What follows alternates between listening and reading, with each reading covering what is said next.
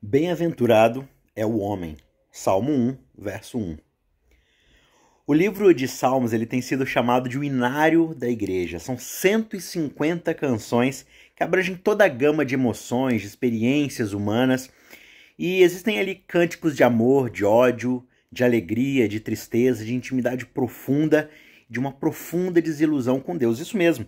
Inclusive, é demonstrado essa emoção de cada um dos adoradores, dos salmistas ali. Tudo que se passa no coração, eles abrem plenamente para com Deus e para com a comunidade que vai cantar esses hinos. Então nós adoramos, a gente gosta, dos salmos, porque a gente consegue encontrar neles uma canção para cada ocasião da nossa vida, para a gente louvar a Deus, seja na tristeza, seja na alegria, seja num sentimento de insegurança, de tristeza, enfim. Existem salmos para todas as nossas emoções.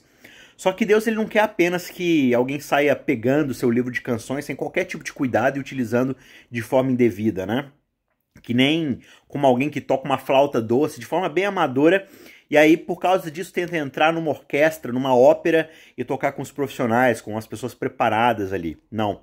Aqui nos Salmos, somente as pessoas certas são autorizadas a entrarem e fazerem a utilização desses hinos. E é por isso que os Salmos 1 e 2, os salmos que abrem esse inário, eles são frequentemente chamados de a porta de entrada para os Salmos.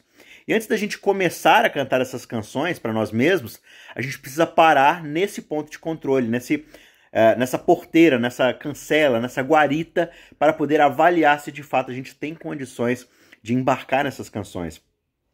E esses dois salmos iniciais, eles instruem a gente, eles nos ensinam nas questões básicas do que é necessário para de fato ser um adorador aqui em Salmos. Por quê? Porque apenas algumas pessoas de fato podem prosseguir nessa jornada, E os Salmos 1 e 2, eles vão mostrar pra gente quem de fato está habilitado para isso e quem está descartado na hora de fazer essa abordagem. E a pessoa que está habilitada a cantar essas canções, a de fato se utilizar desses salmos, ela é chamada de bem-aventurada. Tanto aqui no comecinho do Salmo 1, verso 1, como no final do Salmo 2, no verso 12. Então ela é uma espécie de colchete, Ele abre com bem-aventurado e ele encerra com bem-aventurado. E é exatamente a mesma coisa que acontece lá no Sermão do Monte, Quando Jesus ele começa a pregar, ele usa justamente as bem-aventuranças como uma porta de entrada para o seu reino, Explicando o tipo de pessoa que está habilitada a entrar no seu reino, Elas são chamadas de bem-aventuradas. Então ele começa dizendo, bem-aventurados os pobres de espírito, porque deles é o reino dos céus. E ele termina dizendo, bem-aventurados aqueles que são perseguidos pelo meu nome e tudo mais, porque deles é o reino do céu, Então é a mesma expressão aqui. Aquele que é abençoado é aquele que pertence ao reino de Deus. E ele pode, então, de fato, se utilizar desses salmos.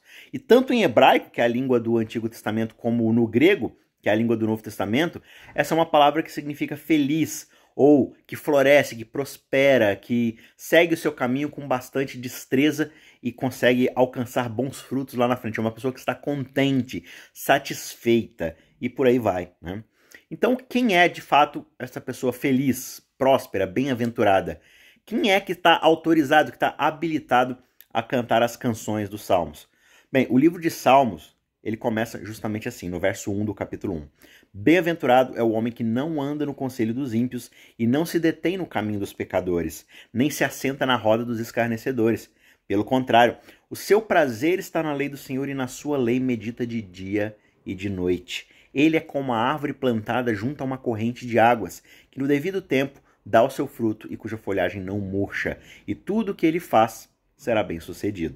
Esses são os 3 primeiros versos, E alguém pode pensar que o Salmo 1, quando a gente faz uma leitura simplista, é apenas uma bênção para todo aquele que diz não à pressão daquelas pessoas que estão ao seu redor, As pessoas que chamam aqui de ímpio, e de sim para o estudo da Bíblia, para a meditação da Bíblia, e de fato o verso diz isso. Só que a gente pode pensar que não passa de uma promessa de prosperidade para aqueles que mantêm seu nariz colado nas escrituras e fica fora de problemas e tudo mais. Só que eu quero convidar você para fazer um olhar mais profundo, para olhar novamente e notar quem é que é descrito aqui. A pessoa que é chamada de bem-aventurada é o homem.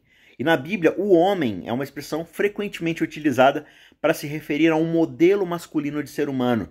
Geralmente esse modelo masculino é uma referência, Ou, por exemplo, é chamado é usado para descrever um governante. Por exemplo, quando você vai ver lá em José, em Gênesis 42, ele é chamado de o homem, né? Então o homem aqui do Salmo 1, ele medita sobre a Bíblia de dia e de noite. Isso é algo que, se você for analisar bem, era designado, ou seja, era uma função específica, uma tarefa particular, justamente do rei. Ele deveria meditar na lei de Deus de dia e de noite. Isso está lá em Deuteronômio 17, versos 18 a 20. Por exemplo, é dito a Josué, o líder de Israel depois de Moisés, que ele meditasse sobre a Bíblia dia e noite para que ele pudesse prosperar. Isso está lá no verso 8 do primeiro capítulo do seu livro.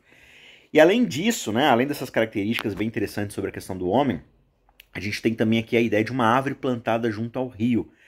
E as árvores descritas na Bíblia, como as vinhas, os ramos, né, elas são particularmente associadas justamente com a monarquia, justamente com a figura do rei.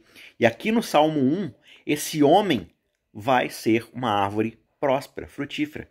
Então, nessa altura do campeonato, talvez a gente já consiga ter uma ideia de que talvez esse homem aqui é muito mais complexo do que simplesmente qualquer ser humano, né? Claro que aqui existe uma participação de todos nós, existe uma aplicação a todos nós, mas aqui também existe uma alusão que todo salmo vai fazer, né? Quando a gente se volta para o Salmo 2, a gente vai encontrar no decorrer de todo o verso um rei que é chamado justamente de o Cristo, ou o ungido, aquele que é ungido, o Messias, o Filho de Deus. E aí quando você junta tudo isso, né, a gente começa a ver que o homem do Salmo 1 é também, de fato, o rei ungido do Salmo 2. O homem do Salmo 1 é o Messias, é o Cristo, é tudo a mesma palavra, né, aqui do Salmo 2. Então, o homem é o Cristo, é o Filho de Deus. Tanto no Salmo 1 como no Salmo 2, a gente tem um contraste muito interessante. Só que não é entre um grupo de pessoas boas e pessoas más. Em ambos os salmos aqui, a gente tem um homem, que é o rei, que é o justo, o ungido, o bendito, o filho amado de Deus, e a gente tem os maus, os outros reis da terra, os pecadores, os zombadores, os rebeldes, os escarnecedores. E a mensagem destes salmos não é simplesmente, olha, não pertença ao grupo dos maus, pertença ao grupo dos bons para você ser abençoado. Não. A mensagem desses salmos, de forma mais ampla, é não pertença aos maus, pertença ao homem bem-aventurado, ao Messias, pertença ao Cristo, pertença ao Filho de Deus. Se a gente tomar do início ao fim esses dois salmos juntos, a gente vai ver simplesmente a mensagem que aparece em toda a Bíblia em poucas palavras. Bem-aventurado é o homem. Salmo 1, verso 1. E bem-aventurados são todos aqueles que nele confiam. Salmo 2, verso 12.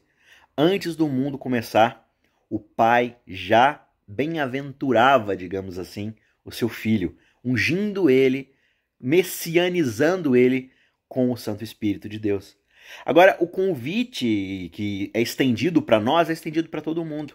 Deposite a sua confiança nesse homem bem-aventurado e encontre nele a bem-aventurança de Deus. Uma vez que a gente ultrapasse essa porta de entrada, o resto dos salmos vai pregar para nós essa mesma mensagem vez após vez. Em todos os salmos a gente vai encontrar 4 características bem básicas. A primeira delas é o Senhor, também chamado de Deus ou Pai. A segunda é o homem, o Cristo, Filho de Deus, o Rei justo, aquele que é ungido. Uma terceira característica é aqueles que põem a sua confiança nesse rei, nesse ungido. E por fim, a quarta característica é aqueles que recusam o rei e que são chamados de ímpios, de nécios, de tolos e assim por diante. Então, alguns salmos, eles são orações desse Cristo a Deus, desse ungido a Deus. Alguns outros salmos vão ser declarações do Deus a todo mundo sobre o seu ungido, sobre o seu filho, sobre o seu rei. Alguns são orações de pecadores pedindo refúgio nesse Cristo. Só que em todas essas interações, todos os salmos estão proclamando para nós a mesma coisa: o Evangelho de Cristo. Abençoado é o verdadeiro homem, o ungido, o Filho de Deus. E abençoados, bem-aventurados, são todos aqueles que põem a sua confiança nele. Ou, nas palavras do apóstolo Paulo, abençoado ou bem-aventurado seja o Deus e Pai do nosso Senhor Jesus Cristo, que nos bem-aventurou, nos abençoou com todas as bem-aventuranças espirituais nos lugares celestiais em Cristo Jesus. Está lá em Efésios capítulo 1, verso 3. Tenha um bom dia.